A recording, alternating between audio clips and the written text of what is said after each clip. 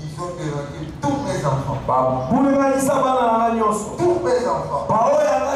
Même ceux qui étaient brillants. N'étaient plus mes enfants. J'ai regardé les autres. Et moi je leur disais, vous allez les regretter. Aujourd'hui ils sont plus importants. Quelqu'un qui a un niveau de prière faible, il restera faible. Même s'il vous montre les capacités matérielles, les matières, on les vole aussi.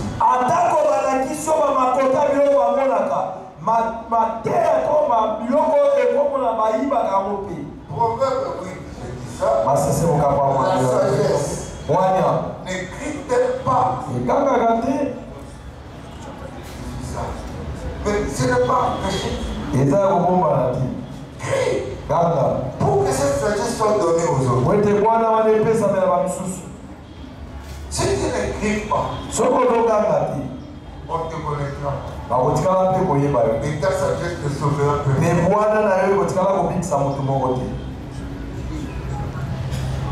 Je vais vous donner l'exemple. Le frère Godin est là. Il est venu dans la conférence. Il n'a pas crié. Mais aujourd'hui, il a crié au micro. Son séjour va changer. Parce que les gens ont vu sa sagesse. Ils ont entendu la sagesse qu'il a. Réveille-toi. Ta façon de donner doit être exagérée. Jésus a donné avec exagération. Lui était Dieu. Il est allé sur la croix. Il est resté nu pour que toi tu sois sauvé. Pour que tu entendes sa sagesse. Regarde un peu ta vie. Regarde ton comportement. Qu'est-ce que tu fais? Si je fais ça, on me dira si je fais ça, les autres là, tu connais la place, ils vont vivre éternellement. Tu ne verras plus. Mais parle plus de ça. Si tu es intelligent, élève ta voix. Que ton intelligence soit sauvée. Sauve les gens. Moi je vous dis, j'étais en train de voir comment je vais recommencer mon travail. Sans mélange.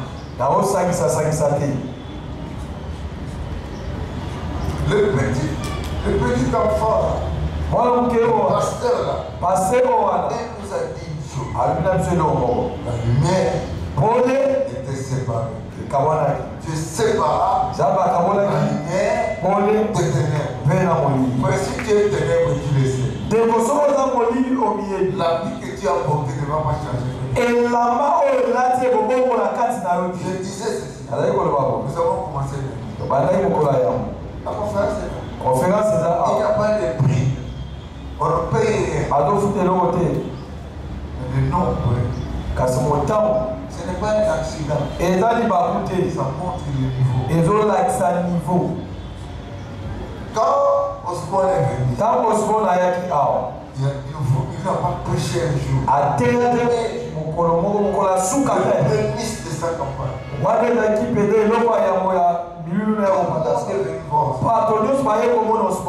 Avant ça, j'ai recoupé tous mes enfants. Au centre de là. On priait. 3 mois avant. On faisait des prières. On demandait à Dieu. Qu'est-ce qu'on demandait à Dieu? Allez donner la réponse. Viens donner la réponse. Dans notre prière. On demandait à Dieu qu'il nous donne quelque chose qui est dans les ministères de sport, que cela vienne aussi dans les ministères de papa. On demandait une chose. Et là, le comment on doit y bosser. Le Seigneur dit si. Le Seigneur qui est le mot. Qui se souvient de ça? On a demandé des signes. Donc on allait prier. Pas pour autre chose. Seigneur, montre-nous les signes. Et le premier jour, Dieu a montré les signes. J'ai prêché, j'ai parlé, j'ai prié. Beaucoup de malades étaient guéris. Et si je n'avais pas demandé, j'ai fait 3 mois de prière.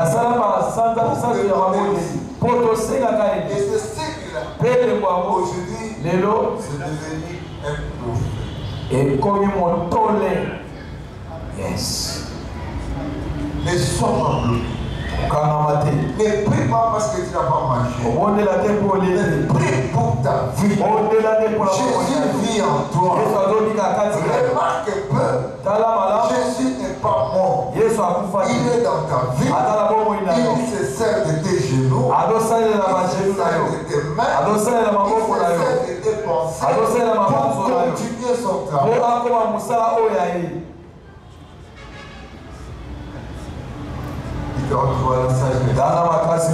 C'est Jésus. Il est en toi. Il ne crie pas.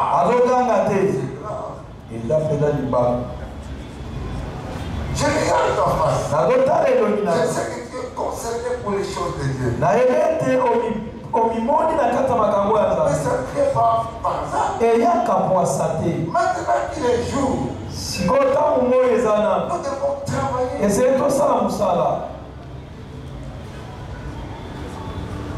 Osman m'a dit, quand il est venu prier pour moi, on était dans un restaurant. Il s'est levé, il est parti. Il s'est il m'a appelé. Néhémia, il m'a dit, pauvre diable, qui est supérieur. Qui a une vision supérieure. Il voit ce que tu ne vois pas.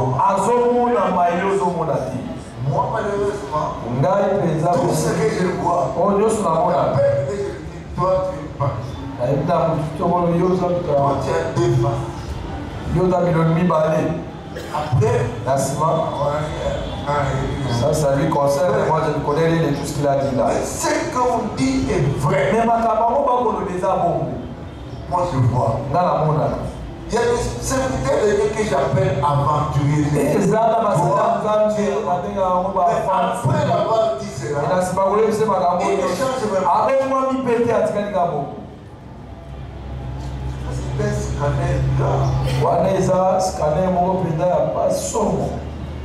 Et quand il m'a dit ça, on est venu avec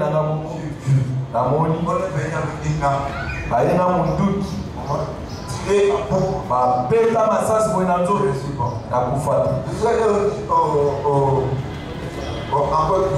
en Côte d'Ivoire. Oui. On est venu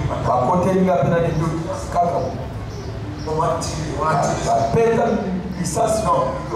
On a eu l'arme. On voulait tirer. On me disait, je vais t'annoncer. Il est resté avec jusqu'au matin. Tout cela montre que ce sont des paroles que les pères ont dit sur moi. Ici, pavillon 14. Maman était là-bas, m'a posé la main. Il a dit ceci. Nul ne tiendra devant toi. Il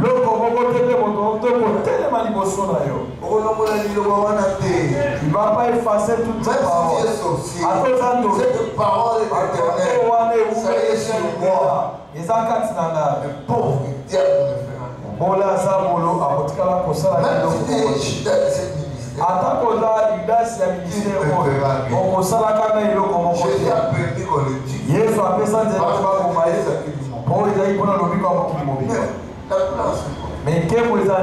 J'ai cherché cette sagesse. J'ai crié pour ça. Rien n'est venu par hasard. Ne pense pas que Dieu n'a plu. C'est le soleil. Quand le soleil se lève sur les eaux, qu'est-ce qu'ils font? Qu'est-ce qu'ils font? Ça va au ciel. Qu'est-ce qu'il est tout? Dieu a donné la pluie. Parce que le soleil a mis cette eau-là est couverte. Et que le soleil est cuivre. Est-ce que la ne joue pas. Il y a un niveau. Toi-même tu sais. Celui qui donne reçoit. Mais il ne reçoit pas la sorte de ce qu'il donne. Il y a une vérité. Ceux qui sont dans la libéralité, Dieu donne beaucoup de grâce. À part bon, en dehors de l'argent, il doit te donner aussi de l'intelligence. La protection. Frère, ne viens pas ici pour dire que ça va. Tout ce qu'on a prêché ici, ça devient des sujets de prière. Et doit être de ce niveau-là. Dites à votre projet, je dois atteindre de ce niveau-là. Je dois atteindre ce niveau-là. La sagesse. Ne crie-t-elle pas?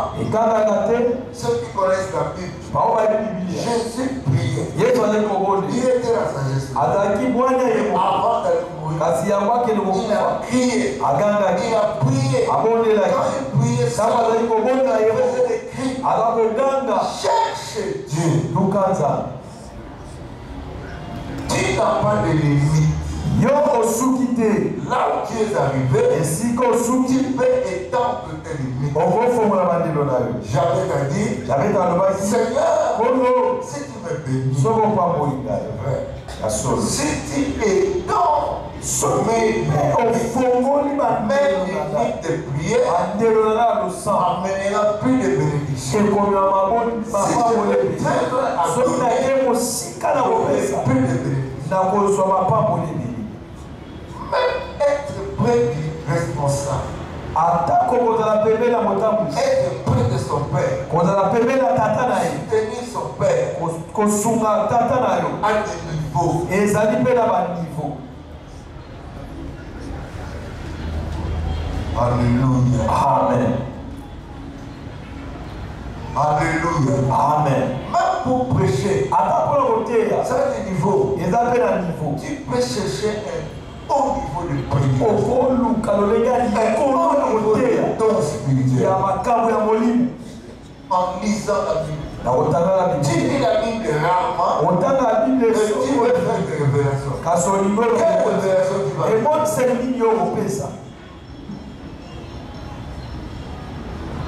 Quel est ton niveau? Niveau de les amis. Tu donnes. Quel est ton niveau? Niveau de les amis. Je dois manifester un niveau supérieur dans tout ce et c'est la taille ça le lever moi ya likolo na manso na yo même dans nos fidélités. Atala le lever ya okakama. Si tu as un champ, sokotanela disons ton père a un champ, tu dois être dans ce champ. Et c'est que Dieu est dans la carte de la pour te la table na yo pas tu peux pas compter na yo. La longévité vient. Mais qui donne la longévité? C'est la bouche du Père.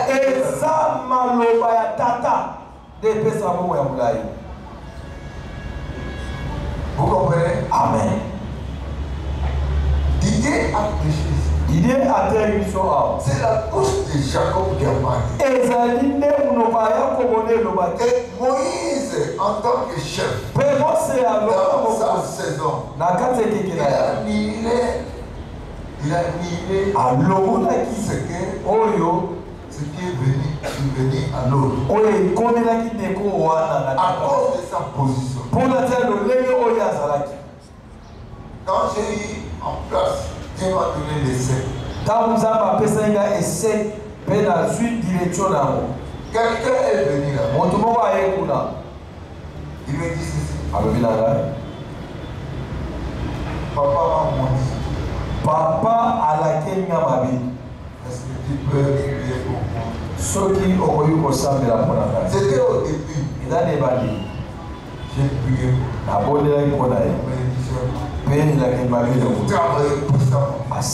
est devenu géant.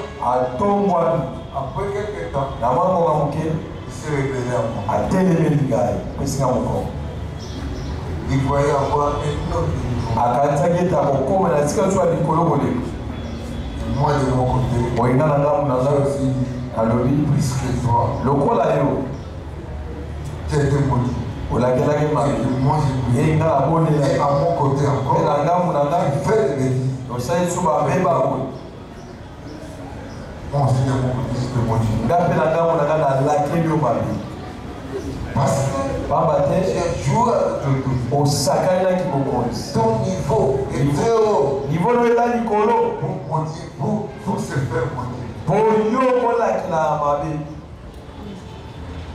Dites à votre voix, ce qui m'arrive. 17. Bon. Levez-moi cassé. Encore.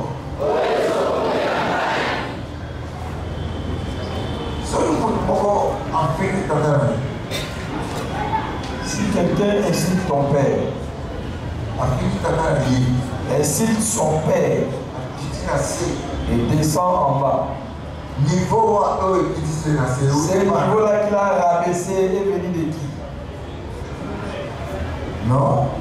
C'est de lui-même. Et où est-ce qu'il n'est pas dans les mots? Joue pas avec ta vie. Ne joue pas. Ne dis pas que tu dis ça au hasard. Ne sors pas la parole sans mesurer les conséquences. Aujourd'hui, tout le monde dit on n'enlève pas. C'est toi qui as provoqué ça.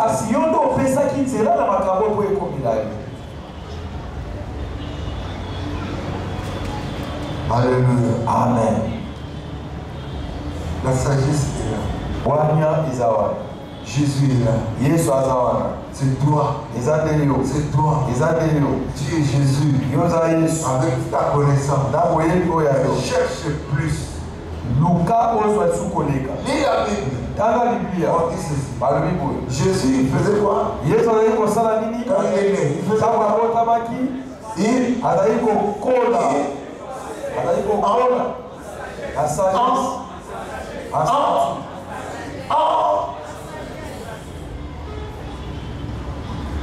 est-ce que tes yeux comprennent? Tout est à ton niveau. Tu peux devenir géant. Tu peux devenir très grand. Tu peux être un homme de beaucoup de dons spirituels. C'est toi qui as la mesure. Cherche. Utilise ce que Dieu t'a donné. Ce que Dieu t'a donné, utilise cela. Utilise ce temps. Utilise les 7 jours ici. Sors au temps. Je disais au Bishop Mandem Yangola. Il m'a dit moi je vais quitter ici dimanche. Et j'arriverai là-bas lundi soir. Tu peux commencer. Maintenant, tout ce que Dieu a fait. J'avais peur. Il y a beaucoup de gens qui sont venus, ils ont choisi le jour. Si la bénédiction choisit aussi le jour, tu vas dire, Dieu m'a délaissé. Yo le banzamba tilingai. Non. Hey, Neko. Crie. Gaga. Je veux. La ligne. Dis ça, je veux. La ligne. Il y a des hommes qui étaient aveugles. Et dans la bateau, on a dit pas dans le Jésus. Maman a dit. Deux personnes. La Tunisie. Nous voulons voir. Comment tu le monde? Vous voyez que si je prie, comment on y met sur la main pour la minute au monde? Ils ont dit oui. Ils ont vu. Sa soif va éclater. Des miracles dans ta vie. On va dire il exagère. Mais sachez-le, avec votre mesure. La Bible dit, donnez. Pesa. Tout ce que vous donnez. Oh, nyos moko pesa. Qu'est-ce qui s'est passé? Et l'autre pesa dit On va retourner quoi? La raison qui s'attaque et l'autre voilà serré. Ba fini. Secoué. Ba ningisi. Toi tu vas étonner. Peyo au kam sabat. Le donner. Qu'on pesa. Le donner. Qu'on pesa. Dans ma vie. La momo inandai. Le donner. Qu'on pesa. Dans ma vie. La momo inandai. Doit être modifié. Essayez les C'est pour toi-même, frère. Donner vous sera donné. Le changement est possible dans cette vie. Il y a une mutation dans cette vie. Les États-Unis viennent ici. Une histoire. Ils vont sécuriser. Mais qu'est-ce que nous avons fait? Nous avons donné nos billes. Et nous avons quoi? La paix.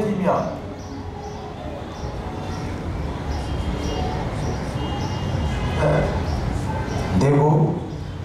Les gens qui ont donné leur présence ici. Tous les jours. Attends. Je vous dis. Vous serez différent de n'importe qui. C'est pas moi qui vous donne les grâces. C'est vous qui avez provoqué. Yes. Il n'y a pas de chance dans le royaume du ciel. Ce qu'un homme aura semé, cet homme-là de moissonner. Yes. Moi, je n'ai pas eu de père de ça. Mais j'ai parti au Nigeria. Avec mon argent. J'arrive là-bas. Le premier voyage. Papa Chiba, je l'ai servi. Et il m'a dit, toi tu dois voir. Toi tu dois voir il a aussi ce que je faisais. À cause de ce que je faisais.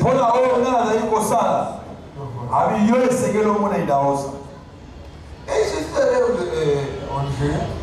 Nigeria. Ils sont partis avant. Le corps de ministère est déjà terminé. Le jour où ils rentrent au pays, moi je suis à Lagos. On se rencontre. Il m'écrit une lettre. Il me recommande un pays d'avant. J'arrive au Nigeria. Idaos me prend à sa maison. Tout ce qui allait là-bas. C'est cela qui m'a changé. Quand j'ai vu Idaos, comment il vivait, comment sa maison, j'ai dit aux gens, je ne serai jamais pauvre. Et j'ai dit à Dieu, je travaille en Catimini. Mais viendrai un jour. Je vais faire ce que je veux. Et je vous annonce que le temps est arrivé. Tu es auprès de moi et tu viens avec moi.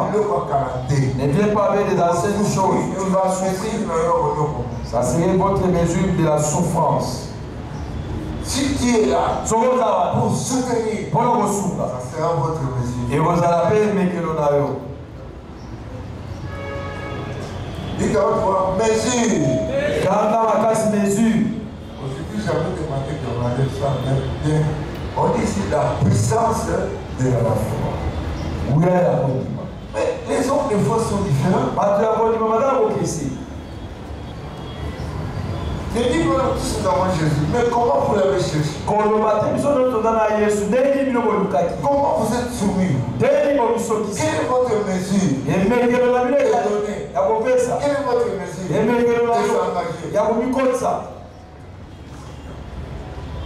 C'est donc. Il m'a dit papa, moi je n'ai pas besoin de choses. Mais là que tu vis, tu es pour nous, c'est nous qui allons te soutenir. Nous, on va nous soutenir après. Quand tu seras ça veut dire les enfants dans les amis qui sont il n'a pas rien dit.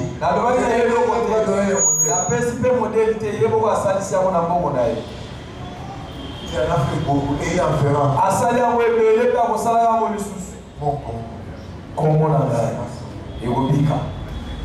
Les tasses que j'ai données. Quand vous mettez des lots.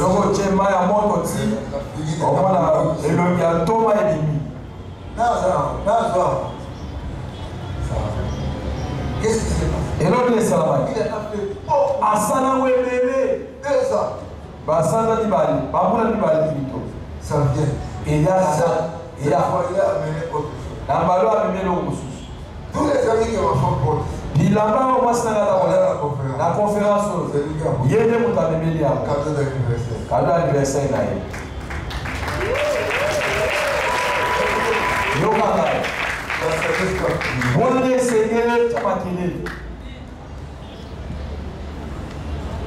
Je vous ai montré un miré hier. Les amis que nous avons là, ce sont l'idée. Est-ce que toi tu n'as pas d'idée? Tu veux quoi? On danse dans le lot pour que tu sortes. Et quand ça Jésus-Christ. Il y a des pasteurs ici. Ils ont coupé les arbres.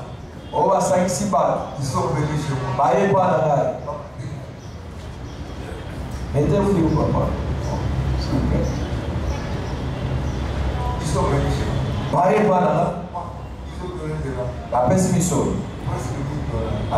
de l'argent. Lui a donné son argent. Il a traîné les gens. Mais je vous dis que ce ne sont pas ces gens qui ont donné. C'est lui qui a donné.